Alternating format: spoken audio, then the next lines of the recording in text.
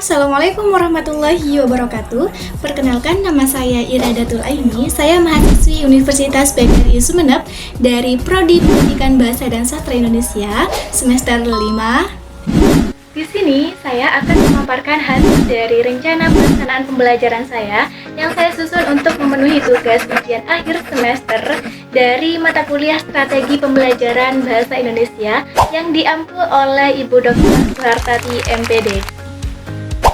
Baik, rencana pelaksanaan pembelajaran yang saya susun ini diperuntukkan bagi peserta didik kelas 11 dengan mempertimbangkan karakteristik perkembangan kognitif mereka yang telah mampu berpikir analitis, kritis, dan reflektif. Topik pembelajaran yang saya pilih adalah perancangan dan pembuatan tong sampah ramah lingkungan karena topik ini relevan dengan kondisi nyata di lingkungan sekolah serta mampu menumbuhkan kepedulian peserta didik terhadap permasalahan lingkungan. Nah, secara umum RPP telah memuat komponen yang lengkap, mulai dari identitas satuan pendidikan, tujuan pembelajaran, materi pembelajaran, strategi pembelajaran yang saya gunakan, metode pembelajaran, media dan alat bahan, serta langkah-langkah pembelajaran hingga penilaian dan tindak lanjut pembelajaran. Penentuan mata pelajaran prakarya dan kewirausahaan atau proyek lintas disiplin dinilai tepat karena kegiatan pembuatan tong sampah tidak hanya menekankan aspek keterampilan saja, tetapi juga pemecahan masalah, kreativitas, dan kepedulian sosial. Lalu, dalam RPP ini, saya menetapkan alokasi waktu pembelajaran selama 3 kali pertemuan dengan durasi masing-masing 45 menit.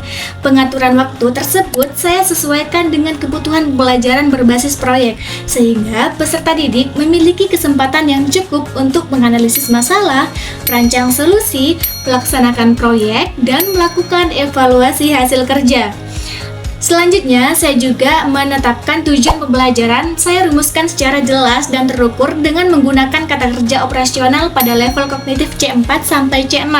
Melalui pembelajaran ini, saya mengharapkan peserta didik mampu menganalisis permasalahan kebersihan lingkungan sekolah, mengklasifikasikan jenis-jenis sampah, merancang desain tong sampah yang fungsional dan estetis, membuat tong sampah dari bahan daur ulang, serta mengevaluasi hasil proyek dan merefleksikan dampaknya terhadap kebersihan lingkungan. Perumusan tujuan ini saya maksudkan agar pembelajaran tidak hanya berfokus pada aspek keterampilan saja, tetapi juga pada pengembangan kemampuan berpikir tingkat tinggi. Selanjutnya, saya juga memberikan materi pembelajaran yang saya susun adalah mencakup beberapa poin penting, yaitu permasalahan sampah di lingkungan sekolah dan masyarakat, konsep pengelolaan dan pemilahan sampah, prinsip ramah lingkungan, teknik perancangan produk sederhana, prosedur pembuatan tong sampah, serta evaluasi produk. Materi tersebut saya rancang secara berurutan agar peserta didik memperoleh pemahaman konseptual yang kuat sebelum melaksanakan praktik.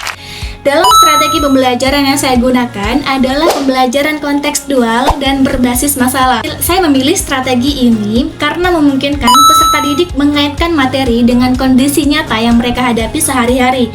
Adapun model pembelajaran yang saya terapkan adalah Project Based Learning atau PJBL yang menuntut peserta didik untuk bekerja secara kolaboratif dalam merencanakan, melaksanakan, dan mengevaluasi sebuah proyek.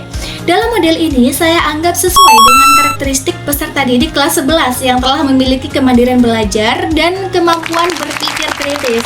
Setelah itu, saya juga memilih metode pembelajaran yang saya gunakan meliputi diskusi analitis, observasi lingkungan sekolah, studi kasus, praktik atau proyek, serta presentasi dan refleksi. Penggunaan metode yang bervariasi ini saya maksudkan untuk meningkatkan keaktifan peserta didik dan menciptakan suasana pembelajaran yang tidak monoton. Dalam pembelajaran ini, pelaksanaannya saya memanfaatkan berbagai media dan sumber belajar. Media yang digunakan antara lain video atau gambar mengenai pengelolaan sampah, alat dan bahan dari barang bekas, serta lembar kerja proyek. Sumber belajar saya ambil dari buku prakarya kelas 11, lingkungan sekolah sebagai sumber belajar langsung, serta sumber digital yang relevan. Selanjutnya, langkah-langkah pembelajaran dalam RPP ini saya bagi menjadi 3 tahap utama, yaitu awal, inti, dan penutup. Pada kegiatan pendahuluan, saya membuka pembelajaran dengan salam dan doa, kemudian melakukan apersepsi dengan mengajak peserta didik mendiskusikan kondisi kebersihan lingkungan sekolah. Saya juga menyampaikan tujuan pembelajaran dan menjelaskan gambaran umum proyek yang akan dikerjakan. Selanjutnya, pada kegiatan inti, saya memulai dengan tahap identifikasi masalah, yaitu mengajak peserta didik mengamati lingkungan sekolah dan mengidentifikasi permasalahan kebersihan. Selanjutnya, peserta didik saya arahkan untuk merencanakan proyek dengan merancang desain tong sampah berdasarkan fungsi, jenis sampah, dan bahan yang digunakan. Setelah rancangan disepakati, peserta didik melaksanakan proyek pembuatan tong sampah secara berkelompok. Sementara saya berperan sebagai fasilitator. Kegiatan inti diakhiri dengan presentasi hasil proyek dan evaluasi. Pada setiap kelompok memaparkan hasil karyanya dan menerima masukan dari kelompok lain. Lalu pada kegiatan penutup, saya mengajak peserta didik melakukan refleksi terhadap proses dan hasil pembelajaran. Saya menekankan kembali pentingnya kepedulian terhadap lingkungan, serta manfaat tong sampah yang telah dibuat. Sebagai penguatan, saya memberikan persepsi atau apresiasi terhadap usaha dan kerjasama peserta didik. Kemudian menutup pembelajaran dengan doa dan salam. Penilaian dalam RPP ini saya lakukan secara menyeluruh, mencakup penilaian sikap, pengetahuan, dan keterampilan.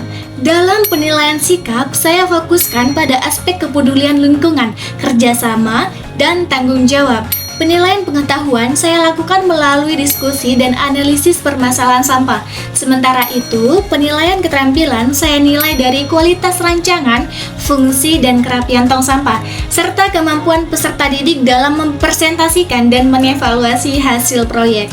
Baik, secara keseluruhan RPP ini saya susun sebagai upaya untuk menciptakan pembelajaran yang bermakna, kontekstual, dan berorientasi pada pengembangan kemampuan berpikir tingkat tinggi peserta didik kelas 11. Melalui pembelajaran ini, saya berharap peserta didik tidak hanya memperoleh keterampilan praktik, tetapi juga memiliki kesadaran dan tanggung jawab terhadap kebersihan dan kelestarian lingkungan. Nah, baik teman-teman, itu adalah konsep rencana pelaksanaan pembelajaran saya. Semoga menjadi hal yang bermanfaat untuk peserta didik yang akan saya implementasikan nanti. Akhir kata dari saya, kurang lebihnya mohon maaf. Wallahul muwaffiq ila aqwamit thoriq. Wassalamualaikum warahmatullahi wabarakatuh. Bye bye. Assalamualaikum teman-teman.